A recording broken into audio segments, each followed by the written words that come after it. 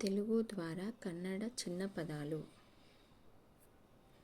తెలుగు కన్నడ తీసుకో, కన్నడలో తగో తగో, తీసుకోండి కన్నడలో తగోళ్ళి తగోళ్ళి, పంపించు కన్నడలో కలుసు కలుసు, నేర్చుకో కన్నడలో కలితుకో కలితుకో, పిలువు కన్నడలో కరి కరి, పిలవండి కన్నడలో కరైరి కరైరి.